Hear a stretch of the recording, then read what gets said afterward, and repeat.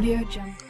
नाज़रीन, अवामी काविश न्यूज़ में ख़बरुनि जो सिलसिलो जारी है। एक ख़बर शामिल कयूं था घोटकीअ खां। घोटकी आदिलपुर पुलिस जे आशीर्वाद सां आदिलपुर शहर जा मुकम्मल दुकान खुली विया। लॉकडाउन मुकम्मल नाकाम। पुलिस एहलकार अनवर विरिंद मंथलियूं वठण लाइ मुक़रर। ख़बर मूजिबि आदिलपुर शहर मुकम्मल तौरु खुली वियो। कारोबार ऐं विण जो वापार खुली आम थी रहियो आहे।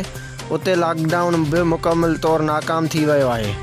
ज़रियनि मां मालूम थियो आहे त आदिलपुर पुलिस जो लोकल पुलिस एहलकार अनवर विरिंद मंथलियूं वठण लाइ मुक़ररु कयो वियो आहे। मंथलियूं ॾियो, वॻा पारायो, पोइ भली दुकान खुलिया रखो। अनवर विरिंद ईद खां अॻे ई ईदूं करण में मसरूफ़। ग़रीब दुकानदार मंथली न ॾियण जे करे दुकान न खोले सघिया, जंहिं सबबि संदन दुकान न खुली सघिया। आदिलपुर शहर में कवरेज लाइ मीडिया जी टीम जे पहुचण शर्त पुलिस एहलकारनि खुलियल दुकान बंदि कराए रहिया।